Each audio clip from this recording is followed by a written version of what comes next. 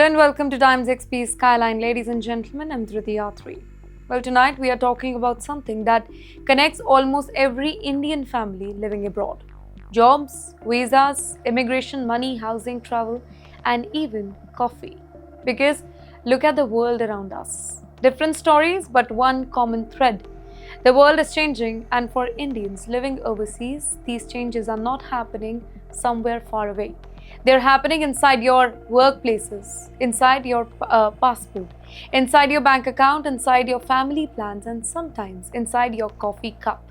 So tonight on Skyline, we have 12 stories that you need to know. And we begin with a story that could completely change what happens to an H-1B worker after losing a job.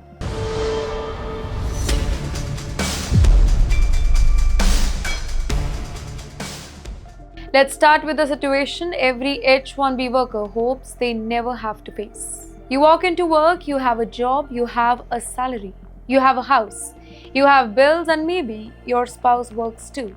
Maybe your children are in the school, and then suddenly your company announces layoffs. Well, for an American worker, losing a job is already stressful. But for a foreign worker on an H-1B, on L1 or O1 visa, there is another clock that is running in the background, the immigration clock. For years, there has been an important safety net. Well, the 60-day grace period.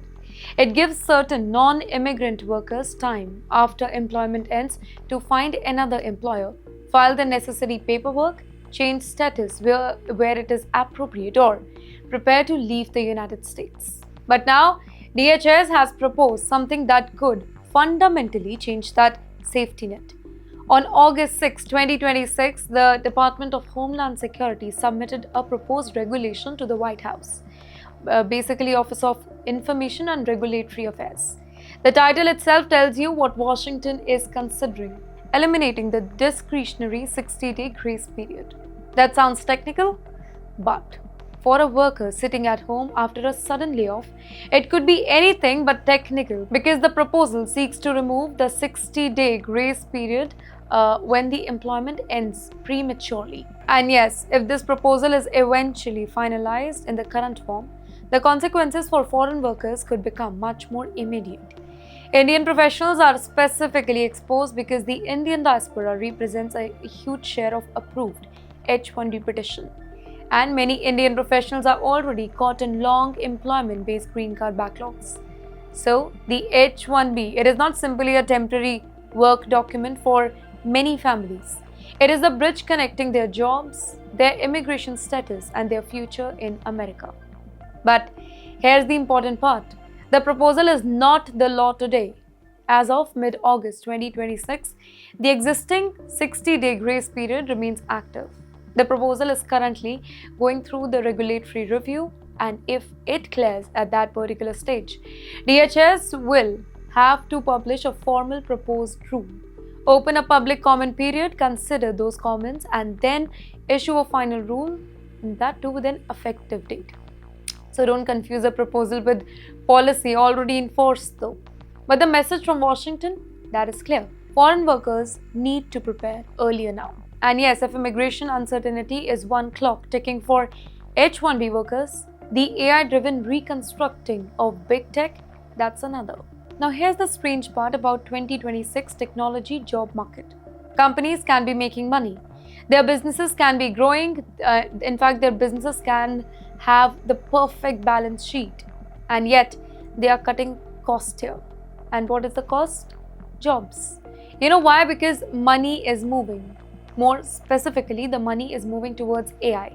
Major companies including Amazon, Meta, Oracle, Microsoft, etc. have gone through multiple rounds of workforce reduction. According to source material announced, US tech layoffs above 140,000 positions. But this is not simply the old story of a company losing money and firing the workers. The strategy is changing. Companies are trying to reduce spending in traditional operation and redirect that money towards AI, automation, in fact, data centers and infrastructure with specialized computing. Think about the scale here. The biggest tech companies are expected to pour maybe hundreds of billions of dollars into AI infrastructure. data center, AI servers, in fact, cloud capability. Everything required to build the next generation of AI. And that creates a very uncomfortable contradiction here. The same companies building the AI revolution are also using the revolution to justify smaller teams. A software engineer may have spent years building systems that helped a company grow. But if leadership believes that automation can now deliver more output with fewer employees, that role suddenly becomes vulnerable. And yes, there is another change. Companies aren't always announcing one giant layoff anymore. Instead, they are reconstructing very quietly. One department today, another one next month, a different business until later on. Small cuts, repeated cuts, and for the employees, this can be even more stressful. Because instead of one dramatic announcement, there is a constant question hanging over the office. Am I next? Well, for the H-1B workers, the stakes are even higher. A job loss does not just mean updating their LinkedIn. It can mean immigration paperwork, a search for sponsorship, a race against time. So workers need to understand severance agreement, official termination date, and their immigration options. And perhaps most importantly, they need to look at where the hiring money is going. AI infrastructure, cloud, cybersecurity, enterprise AI, data. Because while some parts of tech are shrinking, others are expanding. And that brings us to a much bigger shift. Because what if the job isn't simply disappearing? What if the job is moving to India? That's right. The next story takes us from Silicon Valley to Bengaluru in India because global tech map itself is changing. Well, for decades, the dream was simple. Study engineering in India, build your career, get an H-1B, fly to America, work in Silicon Valley, Seattle, Austin, or other major tech hubs. But now companies are asking a very difficult and different question. Why bring the workers to America when the job can be built in India? This is where Global Capability Centers or GCCs enter the picture. And these are not just old-fashioned back offices. Modern GCCs are handling AI, machine learning, data science, cloud engineering, and global product development. India has become one of the world's biggest destinations for these operations. According to source material that put that India's GCC ecosystem at more than 2,100 centers and over 2,700 units, employing millions of professionals, and companies are investing heavily. Bengaluru remains a major hub here. Hyderabad is expanding rapidly, and the model it is spreading far beyond the big cities. Coimbatore, Ahmedabad, Kochi. Well, the reason isn't just salaries. It is also about speed and talent. Well, if a company wants to build a large team of specialized AI engineers, India can offer a deep pool of talent without the immigration process required to bring the same number of workers into America. And that kind of changes the H-1B equation because employers have to think about salaries, legal cost, visa uncertainty, in fact, processing delays, green card sponsorship, and the question becomes, why spend years navigating immigration when you can build the team in India? Well, for many American-based Indian professionals, this is worrying. A company reconstructs its US operations, and then weeks later, a similar role can appear inside its Indian GCCs. Well, that is the new kind of reconstructing workers need to watch. But yes, there is another side to the story. India's GCC boom, it can also create an escape route. For an NRI exhausted by green card backlog, returning to India may no longer mean giving up a global career. In fact, experienced professionals with knowledge of American corporate culture can become extremely valuable here. They can become the bridge between the US headquarters and the Indian operations. So this isn't very simply America versus India. It is increasingly becoming America and India as part of one of global tech machine. And that brings us to a completely different kind of family discussion. Because jobs are one thing, but what happens when your biggest priority is bringing your parents closer to you? Well, from careers moving across borders, we move to families trying to cross those same borders. Let's go to New Zealand and talk about their system. For families in New Zealand, October 5th, 2026 is an important date because the parent resident visa selection system is changing. And the new system is designed around a hybrid model. Here's the simple version. 90% of selection will follow the queue and 10% will come through a random ballot.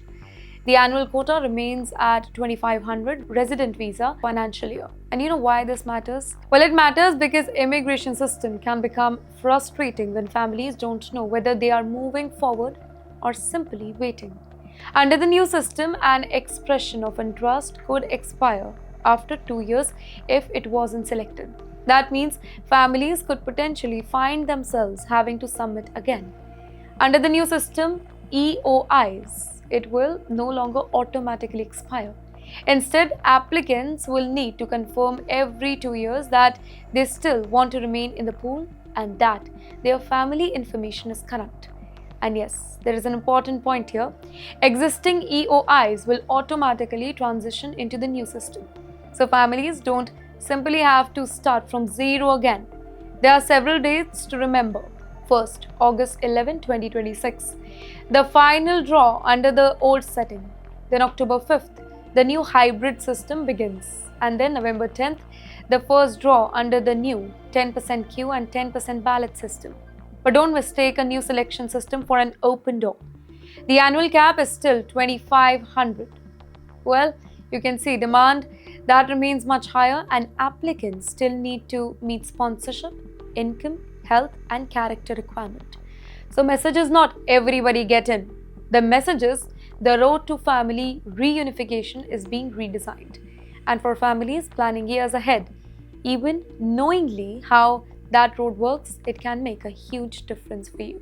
But yes, New Zealand isn't the only country changing the paperwork about immigration.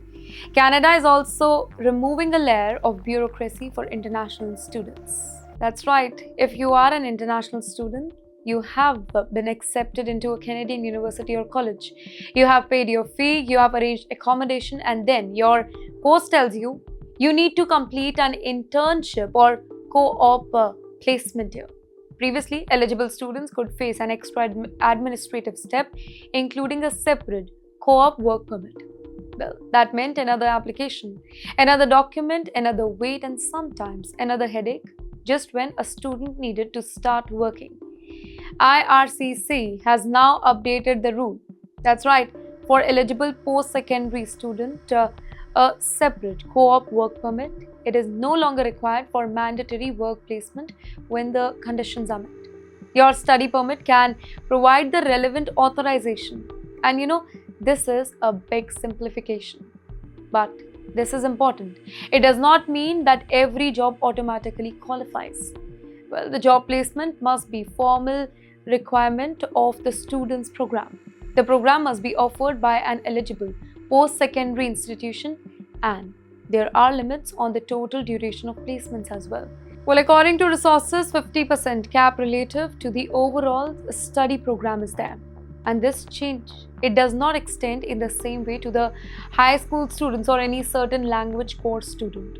For Indian students in Canada, the practical benefit, it's obvious. Less paperwork, fewer delays, and potentially fewer situations where an internship opportunity arrives before immigration paperwork is ready.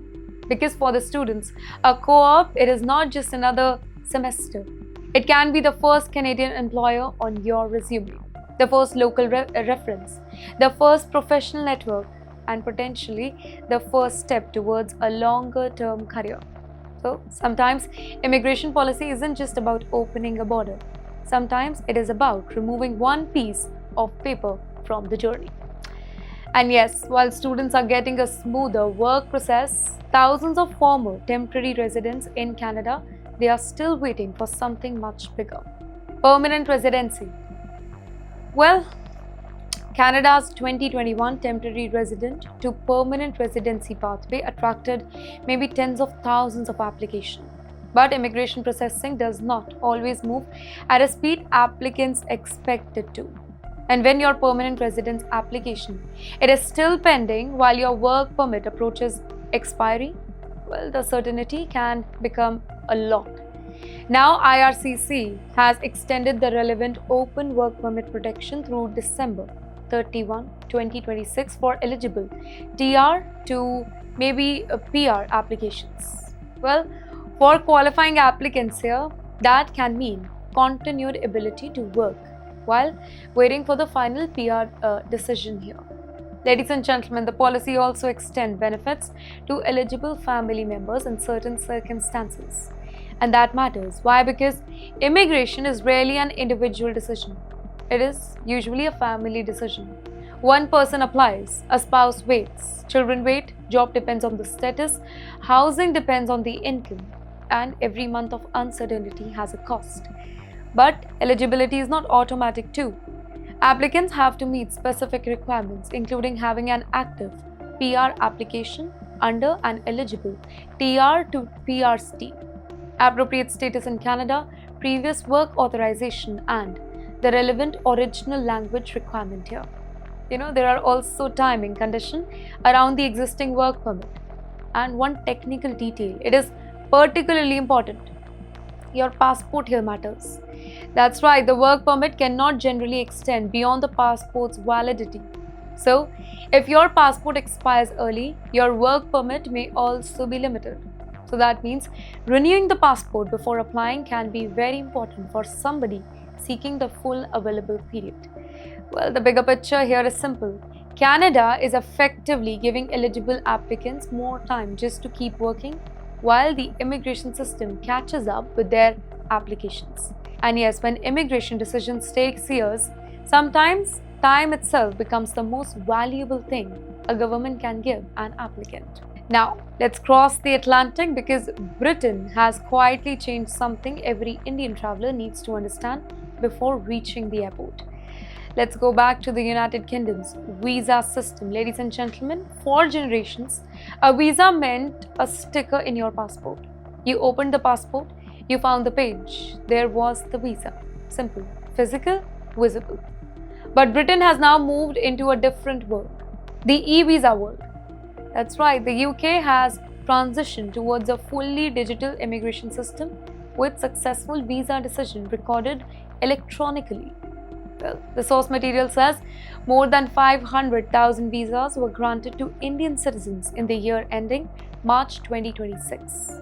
And for the new applicants, physical visa sticker and BRPs are no longer the central proof of status. Instead, your immigration status lives online through your UK visa and immigration account. But yes, here's where travelers need to pay attention. Digital does not mean effortless. You still have to complete the visa application. You may still have to attend a visa application center for biometrics. And after receiving a successful decision, you need to make sure that your UK6 account is properly created and connected. Most importantly, yes, your passport information must match your digital immigration record, because airlines can check passport information against the UK's digital systems before issuing a boarding pass. So reaching the airport with your bags packed, your ticket ready, your family waiting, and then discovering that your passport details and digital immigration profile, it don't match, it can become really serious problem for you. Well, that is why passport changes matter. Renewed passport, update your account. Changed your name, update your account. New travel documents, again update your account. And if you're traveling with your children, don't assume that one family account is enough. Each individual needs the appropriate digital record linked to their passport. In fact, there is also another warning here. Beware of people selling what is supposed to be free. Accessing an e-visa itself does not require some mysterious activation payment through a random agent. So if somebody calls you saying that pay us to activate your digital visa, stop. Check the official UK system, because an immigration becomes digital, scams become digital too. But yes, the UK story isn't only about digital visas. In America, another digital document is giving workers something else. Yes, an early warning. That's what we are talking about. Sometimes a company does not tell employees first. Sometimes the government filing tells you first. Well, that filing is called a WARN notice. WARN stands for Workers Adjustment and Retraining Notification System. And in 2026, these filings have become an important signal for workers watching corporate reconstructing. Well, more than 100 major companies have submitted warn notices according to the material that we are using tonight. Well, these filings can reveal planned workforce reduction before employees actually leave the building. And the important part is that the cuts aren't necessarily limited to the junior staff. Senior directors or vice presidents, principal engineers, enterprise software architects, even highly experienced professionals can find themselves inside a reconstructing plan. Because AI is definitely changing the ways companies think about organizational structures. Well, the traditional corporate pyramid, it is being flattened now. Fewer management layers, more automation, more investment in infrastructure, and fewer people doing certain jobs, in fact, certain kind of jobs. Now, here's something specifically important for foreign workers. There can be two separate clocks.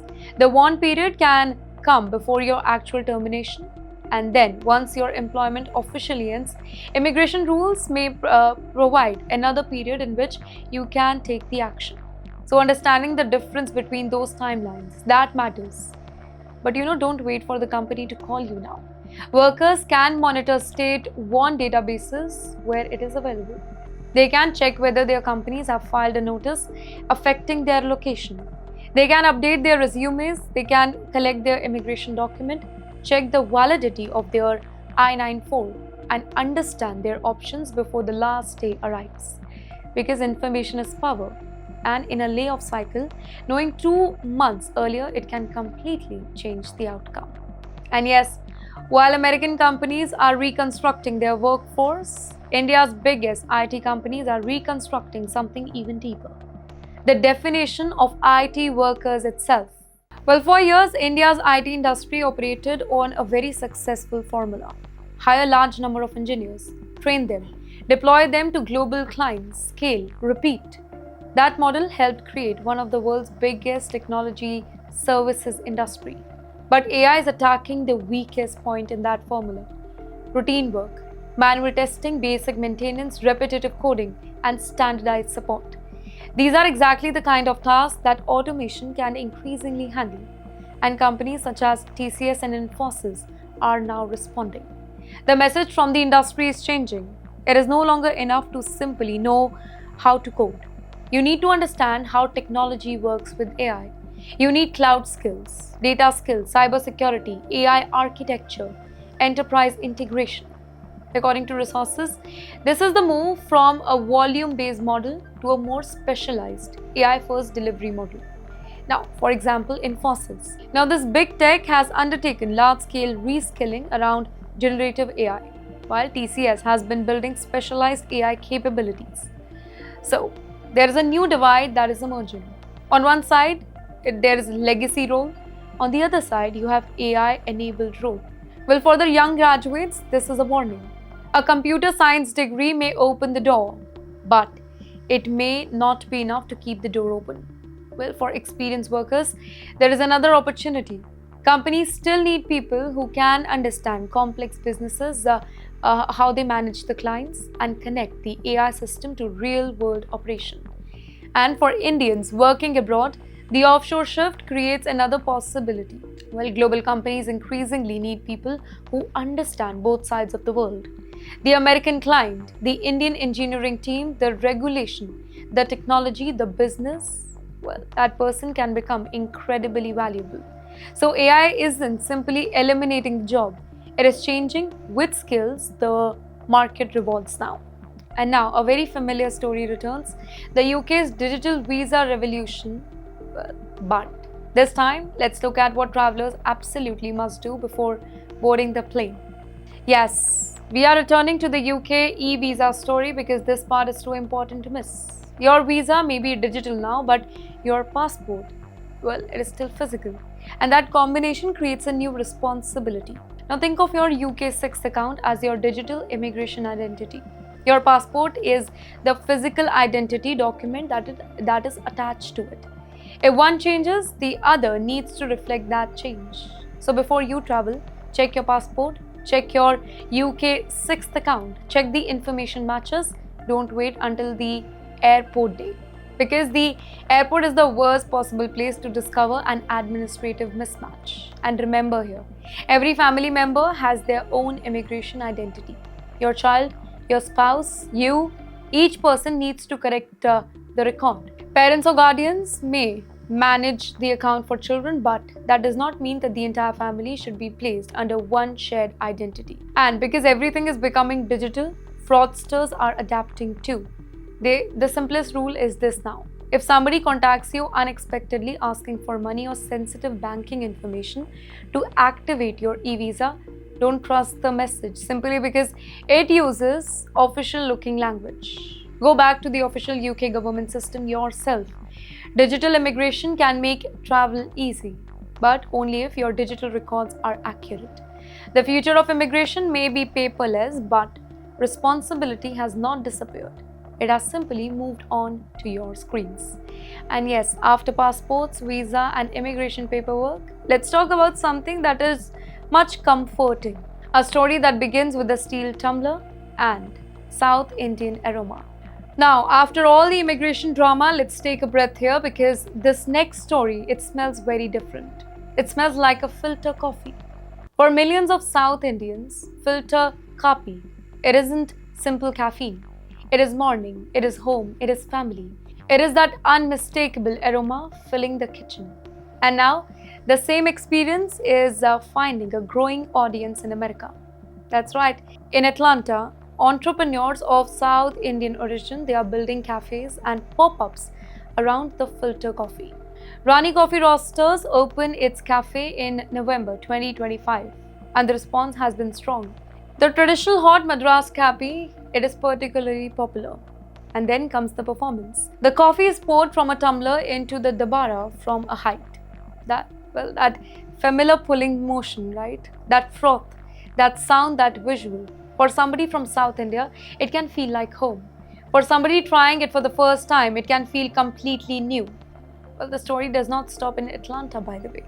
There are filter coffee pop-ups, home cafes, new version using oat milk, and even filter coffee inspired drinks appearing in high-end restaurants too. Well, a New York's Sema, for example, filter coffee has been used in cocktail creation. And that tells us something very fascinating about migration here. Immigration doesn't just take jobs to another country. They take food, they take music, language, traditions, memory, and eventually, those things become part of the culture around them. The filter coffee story is really a story about how Indian culture travels. It begins as something deeply personal. Then a community adopts it, then outsiders try it, and eventually it becomes a trend. So perhaps the biggest sign that South Indian filter coffee has arrived in America is not simply that Indians are drinking it.